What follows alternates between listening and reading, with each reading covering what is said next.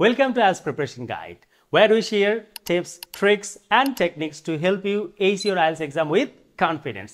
এই ভিডিওতে আমি আলোচনা করব ডিসকোর্স মার্কার্স ইন স্পিচ যা আপনার IELTS স্পিকিং এর স্কোরটাকে বাড়িয়ে দিবে। So let's dive into the video. Discourse markers এমন কিছু শব্দ বা ওয়ার্ড যেগুলো আমরা স্পিকিংয়ে ব্যবহার করি এবং এই ডিসকোর্স মার্কার্সগুলো আমাদের স্পিকিংটাকে অনেক বেশি প্রাণবন্ত এবং সাবলীল করে দেয়। আমরা কোন সময়ে কোথায় কিভাবে কথা বলছি বা কোনো ঘটনা যদি আমরা বর্ণনা করতে চাই, কোনো মতামত দিতে চাই, সেক্ষেত্রে কিন্তু সেন্টেন্সটাকে জোড়া লাগানোর জন্য হোক অথবা সেন্টেন্সটাকে সাবলীল করার জন্যই হোক বা কাউকে কোনো লজিক্যাল কথা বোঝানোর জন্যই হোক ডিসকোর্স মার্কার্সের ইউজ করে থাকি।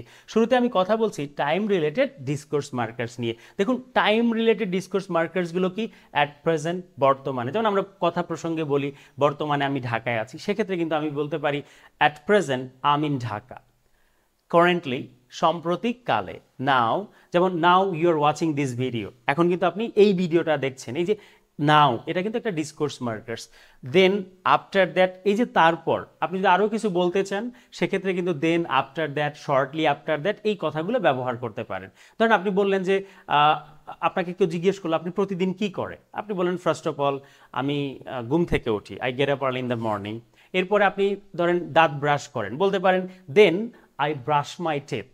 এরপর আপনি ধরেন বললেন যে এরপর আমি আমার হাত মুখ ধৌত করি, আপনি বলতে পারবেন after that I wash my hands and face. এভাবে মিন হোয়াইল, একই সময়ে, ফাইনালি, পরিশেষে বা একদম শেষ যে সেন্টেন্সটা বলছেন, ধরেন ফাইনালি আমি ঘুমাতে যাই বা অবশেষে আমি ঘুমাতে যাই, finally I go to bed. তার মানে দেখেন, এই যে টাইম রিলেটেড মার্কার্সগুলো আমাদের স্পিকিংয়ে প্রতিনিয়ত অসংখ্যবার কিন্তু ব্যবহার করি।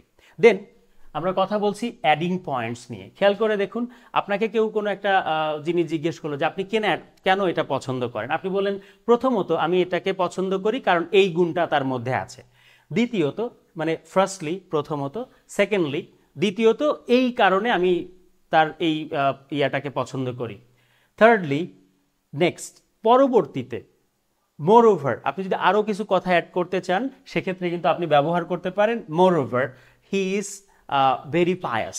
হতে পারে যে আরও কিছু অ্যাড করলেন যে সে ধার্মিক, আমার এই জন্য তার সাথে কথা বলতে ভালো লাগে। ফার্দার মোর, আরও, অ্যাডিশনালি, এর পাশাপাশি যদি আরও কিছু বলতে চান সেক্ষেত্রে কিন্তু আপনি এই মার্কার্সটা ইউজ করতে পারেন additionally. Next, clarify and explanation. আমরা কোনো কিছুকে স্পষ্ট করতে বা ব্যাখ্যা করতে এই মার্কার্সগুলো ব্যবহার করি। অ্যাকচুয়ালি, বাস্তব বা আসলে বা বাস্তবিক পক্ষে। যেমন বলা যেতে পারে she looks like a doctor, actually she is a nurse. তাকে দেখে ডাক্তারের মতো মনে হলো, আসলে সে কি একজন নার্স। এই কথাটা ধরেন আপনি বলছেন, কেউ বুঝতে পারে নাই, সেক্ষেত্রে আপনি বলতে পারেন in other words though she looks like a doctor she is a nurse. যদিও তাকে দেখে মনে হয় কি একজন ডাক্তার, মূলত সে একজন কি নার্স। বেসিকলি, মূলত, আই মিন, আপনি আরও কিছু বোঝাতে চাচ্ছেন, অর্থাৎ আই মিন টু ক্লারিফাই, কোনো কিছুকে স্পষ্ট করতে আপনি এটা ব্যবহার করতে পারেন to clarify. Two put it simply, আরও সহজ ভাষায় বলছেন, ধরেন কোনো একটা সেন্টেন্স বলেছেন বা কোনো একটা কোশ্চেন্স করেছেন, যে কোশ্চেনটা লিসেনার বুঝতে পারে নাই, আপনি আরও সহজ করে ওটাকে বলছেন, সামারাইজ করে বলছেন, সেক্ষেত্রে বলতে পারেন to put it simply. Then opinion and speculation. এই কথাটা আমরা খুব বেশি ব্যবহার করি অপিনিয়ন দেওয়ার ক্ষেত্রে, বলদি আই থিঙ্ক, আমি মনে করি, হি থিঙ্কস, সে মনে করে। এই যে বারে বারে I think, you think, she thinks না বলে আপনি বলতে পারেন আই রেকন। এটা খুবই ওয়াইডলি ইউজড, এটা খুবই ব্যবহৃত হয়। কিতের ইংলিশ যেটা, ওখানে প্রচুর ব্যবহার করেছে উনি। আই রেকন, আই বিলিভ, আমি বিশ্বাস করি, আই গেস, আমার মনে হয়, মানে কোনো কিছু গেস করে বলা, একদম সঠিক ওয়েটাতে জানেন না, সেক্ষেত্রে বলতে পারেন আই গেস। আপনি যদি আপনার মতামত দিতে চান এভাবে বলতে পারেন in my opinion, in my opinion, according to me, আমার মতে বা আমি যেটা মনে করছি সেই অনুযায়ী। দেন এক্সপ্রেসিং সার্টেনিটি, নিশ্চিতভাবে কোনো কিছু বলতে আমরা এই মার্কার্সগুলো ইউজ করব। সার্টেনলি, নিঃসন্দেহে, যেমন আমরা বলতে পারি নিঃসন্দেহে সে একজন ভালো মানুষ, certainly he is a good man. Absolutely, আমরা বলতে পারি absolutely you are right. Undoubtedly, নিশ্চিতভাবে, কোনো সন্দেহ নাই, আমরা বলতে পারি আনডাউটেডলি। ডেফিনেটলি, নির্দিষ্ট করে যদি কোনো কিছু বলতে চান সেক্ষেত্রে বলতে পারেন ডেফিনেটলি। দেন এক্সপ্রেসিং সারপ্রাইজ, কোনো কিছু যদি অবাক হচ্ছেন আপনি এক্সপ্রেস করতে চাচ্ছেন আপনার, যেমন বলতে পারেন ও হ্যাভেন্স। আবার কিন্তু এটা বললেন না ও এম জি, বলা যাবে না, যেমন ও মাই গড এটা না বলে আপনি বলতে পারেন ও হ্যাভেন্স, হাই Allah, wow this is really big. আপনি বলতে পারেন incredible, this was an incredible shot from Tamim Iqbal. আমরা এটা বলতে পারি ইনক্রেডিবল। এরপর কথা বলছি অ্যাকনোলজিং ইনফরমেশন নিয়ে।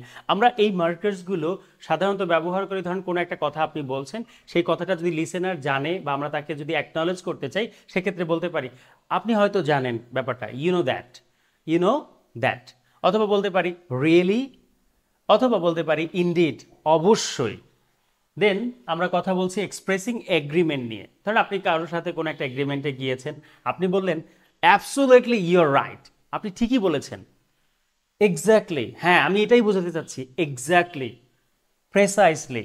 পরিশেষে কথা বলতে চাই কনক্লুডিং অ্যান্ড সামারাইজিং নিয়ে। এই মার্কার্সগুলোকে আপনি সামারাইজ করার জন্য বা কনক্লুড করার জন্য, শেষ করার জন্য ব্যবহার করতে পারেন। যেমন দেন, আফটার দ্যাট, লাস্টলি। কোনো একটা সেন্টেন্স বলে আপনি শেষ করবেন, আপনি বলতে পারেন lastly, I go to bed at midnight. In conclusion, সংক্ষেপে। টু সাম আপ, তার মানে সামারি করার জন্য অথবা কনক্লুশন টানার জন্য আপনি কিন্তু এই মার্কার্সগুলো ব্যবহার করতে একদমই ভুল করবেন না। মনে রাখতে হবে এগুলোই শেষ না, এর সাথে কিন্তু আরও অনেক আছে, বাট আমি যেগুলো না জানলেই নয় সেগুলো কিন্তু দিয়েছি, যাতে করে আপনার আইএলটিএস প্রিপারেশনটা অনেক বেশি প্রাণবন্ত, সহজ এবং সাবলীল হয়, আপনি আপনার কাঙ্ক্ষিত ব্যান্ড স্কোর পেতে পারেন। দেখা হবে অন্য কোনো ভিডিওতে। টিল দেন, আল্লাহ হাফেজ।